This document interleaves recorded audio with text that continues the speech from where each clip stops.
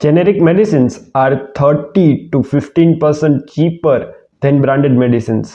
But still why generic medicine India में इतनी ज़्यादा पॉपुलर क्यों नहीं है? पिछले ही साल इंडिया ने all over the world 27 billion US dollars की जेनेरिक मेडिसिन को all over the world export किया है। इंडिया नंबर 1 पर है all over the world generic medicine export करने में, लेकिन यहाँ के ही लोगों को जेनेरिक मेडिसिन नहीं मिल पा रही है। आप पिछले एक दशक की रिपोर्ट को उठाकर देख सकते हैं, जिसमें साफ साफ पता चल रहा है कि जेनेरिक मेडिसिन की एक्सपोर्ट में कितनी ज़्यादा बढ़ोतरी हुई है।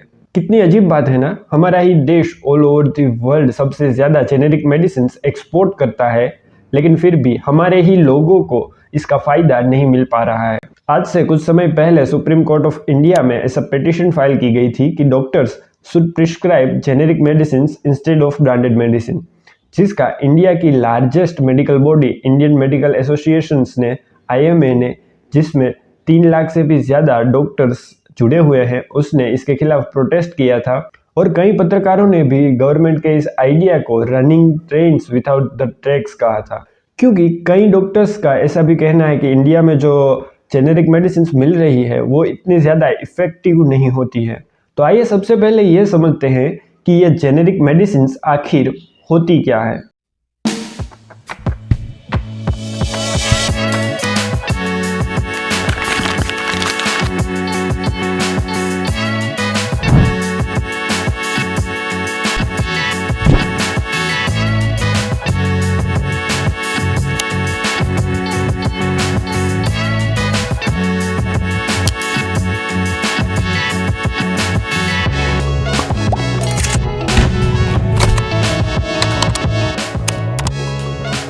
कोई भी फार्मा कंपनी जब एक नई दवाई बनाती है, नई ड्रग इन्वेंट करती है, तो उसके पीछे, उसकी रिसर्च के पीछे कई बार करोड़ों रुपए खर्च हो जाते हैं, लेकिन फिर भी एक्सपेरिमेंट 100% सक्सेसफुल होने के चांसेस नहीं होते हैं। इसीलिए जब कोई भी फार्मास्यूटिकल कंपनी एक नई ड्रग इन्वेंट करती है तो उसे अपनी कंपनी के नाम पर पेटेंट करवा लेती है। ये पेटेंट लाइफ लॉन्ग तो नहीं होती है, लेकिन इस पेटेंट के हिसाब से अगले 20 सालों तक सिर्फ यही कंपनी इस ड्रग को बेच सकती है। ये 20 सालों का पीरियड किसी भी फार्मा कंपनी के लिए एक गोल्डन पीरियड होता है, क्योंकि इन 20 सालों के अंदर सिर्फ यही कंपनी अपने तय किए हुए प्राइसेस पर इस ड्रग को बेच सकती है। और जब ये 20 सालों का समय समाप्त हो जाता है, उसके नाम से पेटेंट खत्म हो जाती है, उसके बाद मार्केट की कोई भी कंपनी इस फॉर्मूला की, इस ड्रग को बनाकर बेच सकती है। इसे ही जेनेरिक मेडिसिन कहा जाता है, क्योंकि हर कोई कंपनी इस ड्रग को बना सकती है, इसीलिए इसके प्राइसेस भी कम हो जाते हैं। और जो ब्रांडेड मेडिसिन होती है उसका पेटेंट सिर्फ एक ही कंपनी के पास होता है, इसीलिए वो महंगी भी होती है, ताकि फार्मा कंपनीज ने अपनी रिसर्च पर जो पैसे लगाए थे उसे वापस कमा भी सके। एक एग्जांपल से अगर मैं आपको समझाऊं तो जो पैरासीटामोल है वो आपको मार्केट में कई ब्रांड्स की मिल जाएगी और थोड़ी सस्ती भी मिल जाएगी, क्योंकि ये एक जेनेरिक मेडिसिन है। वहीं दूसरी ओर रिवाइटा एच करके एक मेडिसिन है, वो ब्रांडेड मेडिसिन है, इसीलिए वो आपको सिर्फ सन फार्मा की ही मिलेगी और थोड़ी महंगी भी मिलेगी। लेकिन क्या जेनेरिक मेडिसिन लेस इफेक्टिव होती है? बिल्कुल भी नहीं। जेनेरिक मेडिसिन और ब्रांडेड मेडिसिन में कुछ भी फर्क नहीं होता। लेकिन हाँ, कई फार्मा कंपनीज जेनेरिक मेडिसिन को अलग अलग ब्रांड नेम के अंदर जरूर बेच सकती है। जैसे कि पैरासीटामोल को बेचा जाता है पेनाडोल, कालपोल, टाइलेनोल और डिस्प्रोल, इन अलग अलग ब्रांड नेम के अंदर, लेकिन ये चारों है तो पैरासीटामोल ही। उसी तरह जेनेरिक मेडिसिन और ब्रांडेड मेडिसिन में कोई भी फर्क नहीं होता। दोनों में same chemical component, same salts, even दोनों को सेम सॉल्वेंट में अगर डिसोल्व किया जाए तो दोनों सेम ही टाइम पर डिसोल्व होंगी। जेनेरिक मेडिसिन का यूज ओवरऑल हेल्थ कॉस्ट को कम करने के लिए किया जाता है। आप जो दवाइयों पर खर्च करते हैं वो जेनेरिक मेडिसिन से कम होता है। इसीलिए गवर्नमेंट ने जन औषधि केंद्र खोले हैं, जहां पर सिर्फ जेनेरिक मेडिसिन ही मिलती है, लेकिन वो इतने ज़्यादा इफेक्टिव भी नहीं है, क्योंकि वहां पर वैरायटी ऑफ जेनेरिक मेडिसिन नहीं मिल पाती हैं। और तो और हमारी सिस्टम में फार्मास्यूटिकल कंपनीज भी पैसे कमाने के अलग अलग रास्ते ढूंढ ही लेती है। जैसे कि जो जेनेरिक मेडिसिन है जिसका पेटेंट खत्म हो चुका है, उसके पेटेंट में, उसके फॉर्मूला में छोटे छोटे बदलाव करके उसे फिर से वो कंपनी अपने नाम पर पेटेंट करवा लेती है, ताकि और 20 साल तक सिर्फ वही कंपनी अपने प्राइस पर उस मेडिसिन को बेच पाए। लेकिन ये फार्मा कंपनीज वेस्टर्न कंट्रीज के लिए और यूरोपियन कंट्रीज के लिए जो जेनेरिक मेडिसिन बनाती है वो हाई क्वालिटी की होती है और इफेक्टिव होती है,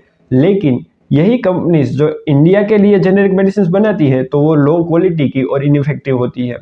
ये मैं नहीं, खुद एम्स के डॉक्टर मिश्रा का ऐसा कहना है। It looks good, but then the quality in India of generic medicines, as you see, anybody anywhere can start making these tablets.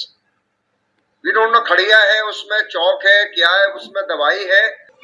We have limited personal experience also, having used buying this generic medicine and not getting what response we expect. Pharma companies जानबूझकर low quality की और घटिया quality की generic medicine बनाती है ताकि doctors को भी सिर्फ ब्रांडेड मेडिसिन ही प्रिस्क्राइब करनी पड़े। फार्मा कंपनीज का प्रॉफिट भी इससे बढ़ता रहे। 2014 में दिनेश ठाकुर जो कि एक विसल ब्लोअर है, उन्होंने उस समय के हेल्थ मिनिस्टर हर्षवर्धन के साथ इस टॉपिक को लेकर एक मीटिंग फिक्स की थी, लेकिन दिनेश ठाकुर का ऐसा कहना है कि मीटिंग के दौरान हेल्थ मिनिस्टर साहब का इंटरेस्ट टीवी में ज्यादा था और उनकी बात में कम। The way our medicine is manufactured, but unfortunately those improvements are targeted primarily to export markets.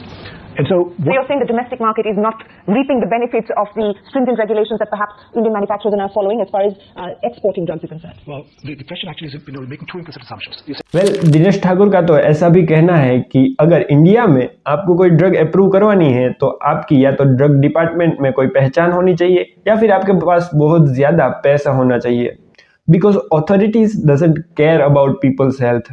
Pharmaceutical companies ने बड़े ही अच्छे से लोगों को दिमाग में ये बात बैठा दी है कि generic medicine are less effective. इसकी वजह से कोई भी इंसान शॉपकीपर के पास जाकर ब्रांडेड मेडिसिन ही मांगता है। कई जगहों पर तो डॉक्टर फार्मा नेक्सस भी चलता है जहां पर फार्मास्यूटिकल कंपनीज डॉक्टर्स को अलग से कट देती है उन्हीं की ब्रांड की मेडिसिन प्रिस्क्राइब करने के लिए, और कई डॉक्टर्स को तो फॉरेन ट्रिप्स भी स्पॉन्सर करती है फार्मा कंपनीज। लेकिन अगर कोई डॉक्टर जेनेरिक मेडिसिन प्रिस्क्राइब भी करता है तो पेशेंट उस प्रिस्क्रिप्शन को लेकर गली गली घूमता रह जाएगा, लेकिन उन्हें कहीं भी जेनेरिक मेडिसिन इतनी आसानी से नहीं मिलेगी क्योंकि हमारे मार्केट में जो मेडिकल्स हैं वो भरे पड़े हैं ब्रांडेड मेडिसिन से। के सुजाता राव जो 2010 तक यूनियन हेल्थ सेक्रेटरी भी रह चुकी हैं, उन्होंने ये आइडिया दिया था कि गवर्नमेंट हॉस्पिटल्स में तो जेनेरिक मेडिसिन को मैंडेटरी कर देना चाहिए, लेकिन उन्होंने पब्लिकली ऐसा कहा था कि इस आइडिया को उनके सीनियर्स ने ठुकरा दिया और मेंबर ऑफ पार्लियामेंट से भी उन पर प्रेशर बनाया गया था ये बात को दबाने के लिए। इससे आप समझ सकते हैं कि फार्मास्यूटिकल कंपनीज ने कहां तक अपनी जड़ें फैला कर रखी है। अगर हम किसी तरह हमारे मेडिकल सिस्टम में जेनेरिक मेडिसिन को कंपलसरी कर देते हैं, मैंडेटरी कर देते हैं, तो ये फार्मास्यूटिकल कंपनीज मार्केट में से मेडिसिन की ही शॉर्टेज करवा देगी। और अगर आप इन फार्मा कंपनीज के फ्रॉड्स के बारे में और भी जानना चाहते हैं तो इस पर मैं आपको एक बुक रिकमेंड करना चाहूंगा, the bottle of lies, the Ranbaxy and the dark side of India. Katherine Eban की ये बुक एक डिटेल्ड इन्वेस्टिगेशन है फार्मा कंपनीज के फ्रॉड को लेकर, और इसमें इंडिया की कई बड़ी बड़ी फार्मास्यूटिकल कंपनीज पर भी इस बुक में सवाल उठाए गए हैं, जैसे कि Wockhardt, doctor Reddy's, Glenmark, Ranbaxy. Ranbaxy is one of the leading pharmaceutical company of India, जिस पर 2013 में $500 मिलियन का फाइन लगाया गया था अफ्रीका में एडल्ट्रेटेड मेडिसिन बेचने के लिए। इस सब का सॉल्यूशन तो यही हो सकता है कि हमारी जो ड्रग अप्रूवल रेगुलेटरी है उसे और भी स्ट्रिक्ट कर दिया जाए और जेनेरिक मेडिसिन की अवेलेबिलिटी हर जगह पर करवाई जाए और उनकी क्वालिटी भी अच्छी की जाए और लोगों में जेनेरिक मेडिसिन के प्रति और भी अवेयरनेस लाई जाए। इसको लेकर आपका क्या ओपिनियन है हमें कमेंट में ज़रूर बताएं, और ऐसी ही वीडियोस देखने के लिए हमारे चैनल को ज़रूर से सब्सक्राइब कीजिएगा और हमारी और भी वीडियोस को ज़रूर से एक्सप्लोर कीजिएगा।